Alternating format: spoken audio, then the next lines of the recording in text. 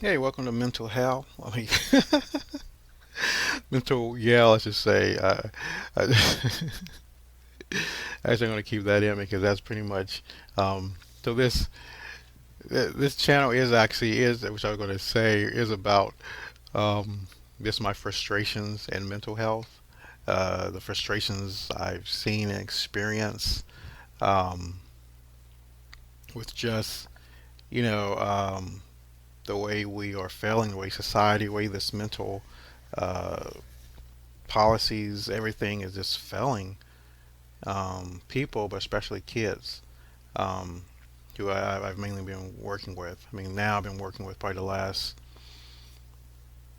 5 years. Been working with adults also, but I was in corrections first, and so for me, before I got into mental health and worked at a residential with, was mainly kids, who come from trauma or behavior issues and so forth. I was in corrections for about 6 years, and one thing when I went to mental health field, what kind of helped me or care about what was happening to these kids or their future was because I saw what their future would be if they didn't change, which was the jail system, which was prison. And there's a whole bunch of mental health issues in prison, of course. Um, and but that's the future to some of these kids, sadly. And so it's frustrating when I see administration, when I see society is just like pushing and failing these kids because it's like and we're not keeping them accountable. That's the biggest problem I saw, you know, um, and I still see. I'm still there in mental health, and so this video I wanted to kind of go over more like some of like the process of how some of these facilities work. Um, so the first thing, and it was different by everywhere. But the places I worked at, it seems like first, the child or the adult, they're having some issues. Either they've tried to commit suicide or they've attacked um, a family member, or they've self-harmed themselves, or the real psychological people. Something that they're found naked walking down the highway, or they're in somebody's yard, and and the police get involved. And when the police get involved, um, they can choose to take you to the hospital, and then choose a hospital or assign you to a facility. Then also, we have the kids, and even adults who are in, I guess, the foster care system, you want to call it. I mean, with the adults, I guess you wouldn't call it foster care, but they are in the system, especially if they can't take care of themselves or have like deep psychological problems and so forth. And and if wherever they're at, if they're at a home, a group home, as foster parents or so forth, and things ain't working out because the same thing, they're not, they're being violent, they're being suicidal, um, or just doing a lot of unhealthy things, they're sent to a residential or to a hospital, for a temporary time to either get their meds fixed. Sometimes some people they get off their meds, and that causes them, of course, to start, doing negative things, and and so and or they with kids, they're not listening to their parents or the guardian, or they're acting up in school, or like I said, being violent or suicidal, and they go to these facilities for a short time to hopefully get better.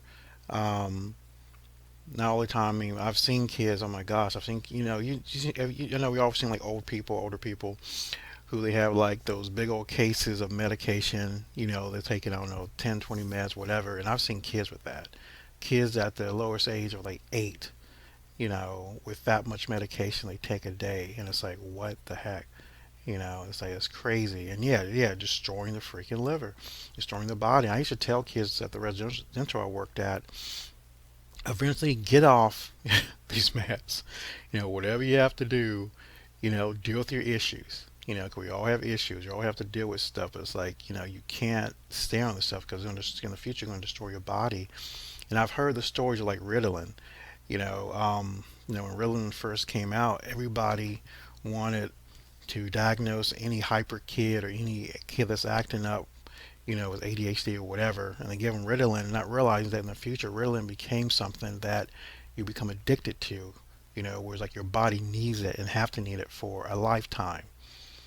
Now like I said, I think meds are good for a temporary time because sometimes we need them, or if you're having deep psychological issues or something that you might not be able to come back from, then yeah, you probably need to be on something to help maintain and try to have a normal life or so on. But big pharma or whatever you want to call them, it's like yeah, they're the biggest drug pushers out there, and they have no problem having lifetime patients, lifetime junkies, if you want to call it that, pretty much. And some of these, you start them off young. You start them off young, you know, on these meds. They need them. So that's the only thing. And nowadays, with the way our kids are, I feel like the biggest problem is sometimes they be saying, "Oh, kids, they're so smart now. They're smarter than we are." No, they're not. No, they're not.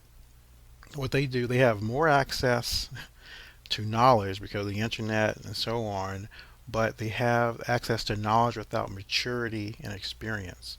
So they don't know what to do with all this knowledge, all this information. And that's why they make these bad decisions or, come up with these crazy things or they say things they don't know nothing about because they don't have the experience or the maturity to deal with this knowledge, and just in this overload.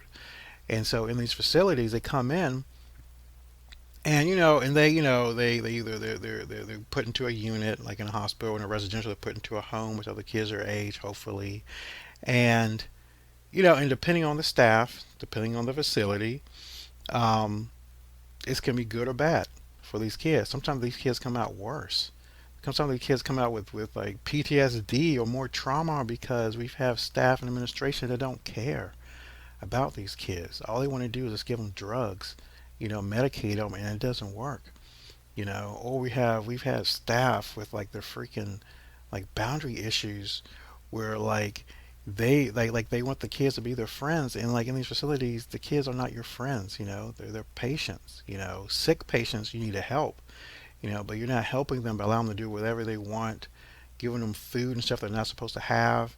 I remember one situation we actually even have security, which is not their job to give kids food or anything, but we have security giving like the behavior kids, food. And that's the whole thing is it's not they're not the good kids who are getting the extra food and extra stuff. It's the bad kids, the bad behavior kids, which isn't good. Because in the end, if the good kids see bad kids getting rewarded, getting more attention, what do you think the good kids going to do? They're going to start acting bad because hey, that's how I get attention. That's how I can get what I want. Anyway, the sad thing about it's like a prison mentality sometimes. Even in prison, the inmate act up the most or screams the loudest and so forth. Guess what? They can get the most attention. Hopefully, it's negative attention, but some prisons they're very soft.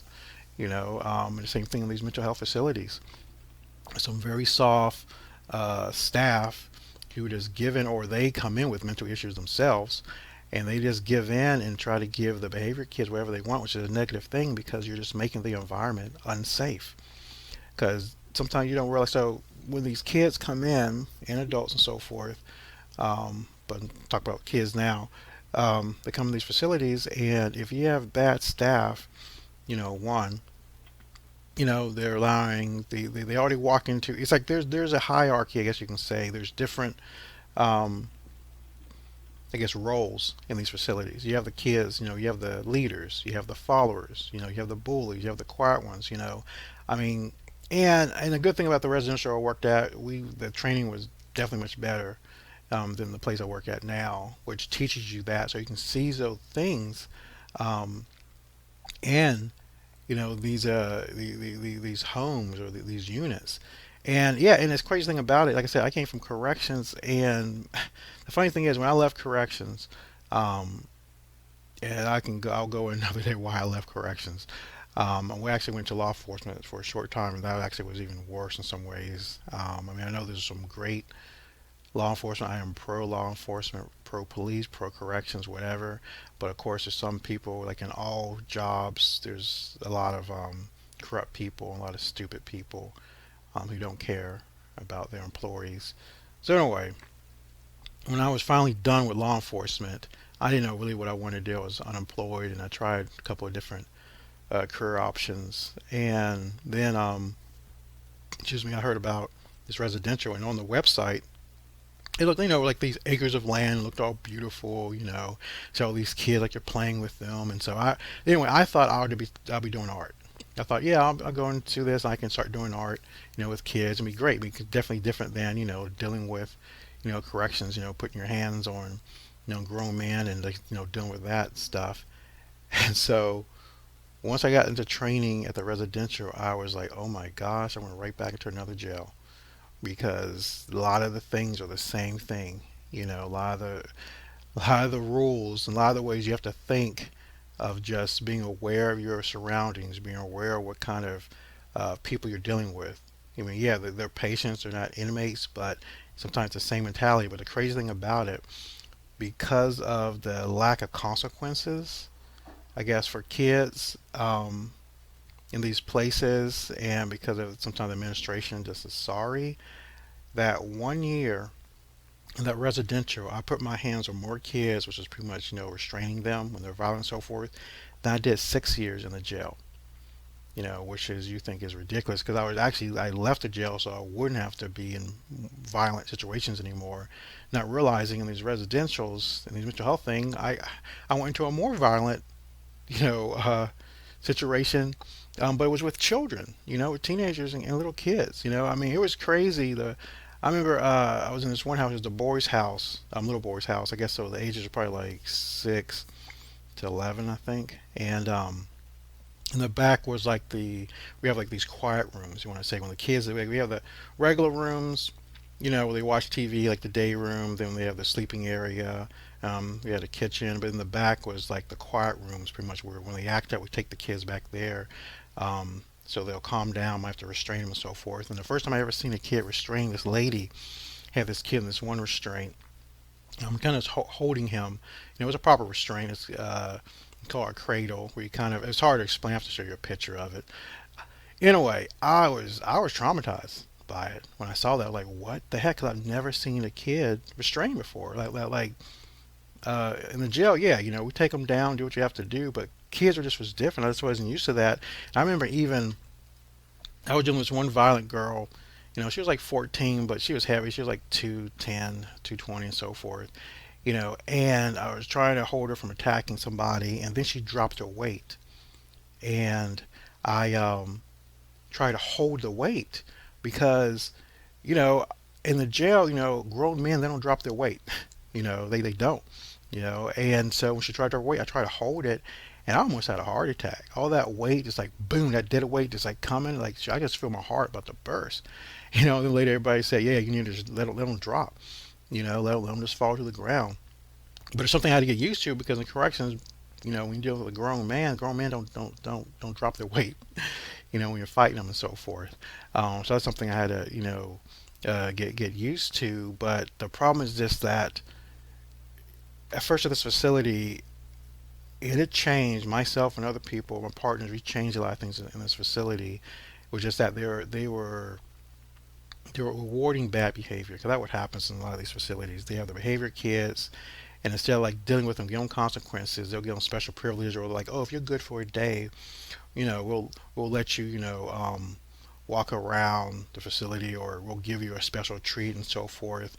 And that doesn't help because you're not really you're doing a band-aid over the situation. You're not giving them consequences because in the real life, like in these facilities, the way society is, we have coping skills, which is great. You have a coping skill, you can use it. But guess what? In real life, you attack a police officer, you're attacking, someone out on the street. They're not going to say, oh, go ahead and take a 5 minute coping skill.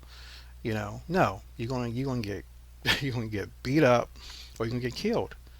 And that was the reality. I felt like once I felt more comfortable at this residential, and the group I was working with, that we kind of was focusing on and telling these kids is like about the truth of what's out there. I mean, these residentials, these mental health facilities, they're fantasy island. They're not real. It's a temporary place, but they are. It's a temporary place, but it's a fancy island to a sense where these kids and even adults they think they can get away with it, whatever they want because some of them have been in the system for so long. They've been in these facilities back and forth. They even know each other. Like they're raised in these facilities, and it's sad because some of them don't have good families, so they have to be raised in these facilities in the system. But instead of them learning that this is a place where they can, get education or learn or or get life skills for when they become an adult and get out, they don't. They just sometimes become worse. And guess what's going to happen? They're going to become an inmate. That's their future. You're going to get be in the jail system or you're going to be killed. And so what we did was instead of awarding bad behavior, we rewarded good behavior even more. Like we had like a color system, and the top color was for the kids who have been acting right for a long time, and we used to reward them even more. We gave them more stuff. And what that did was it made the behavior kids, the bad kids, be like, oh, well, I want this stuff, so I'll start acting better. I'll control myself, you know, so I can get these more positive rewards. But the way the system is in some of these places, and the place I'm working at now, is that they reward the bad behavior. And so what you think the other kids are going to do? They're going to act bad. Because guess what? Because they get more stuff. Now, not all kids, some kids, they just still remain good. And I used to tell a lot of the kids, I don't care. And that's one big problem with our society, the victim mentality. We have this stupid victim mentality. We try to own um, our trauma, but not in a sense where we're trying to overcome it. It becomes our identity, and that's what I'm talking about. Where like kids are have all this access to this information online, and they don't know what to do with it. And so instead of understanding that trauma, problems, and so forth is something that you're supposed to overcome, they feel like it's something that is a part of them. And then they make excuses. Make excuses, and that's and excuses. I worked in the jail system. There are plenty of inmates who have killed, raped, a number of things, and they can make excuses. Oh, well, I was raised this way. This happened to me, and so forth. Well, guess what? Just like I should tell kids, it's like there are a lot of people who've gone through trauma. A lot of people who on the spectrum are going through stuff. You don't have to be a jerk because there are a lot of people who are not jerks, even though they've gone through a lot of stuff in life. You know, and that's just my mentality with a lot of kids, and even now in society. You don't have to be a jerk, no matter what you've been through. You can choose not to be that way. But a lot of people choose, to be a-holes, plain and simple. Make excuses for it. And some people don't have no trauma, especially some of the kids we get. They really don't. They come from actually good families and so forth.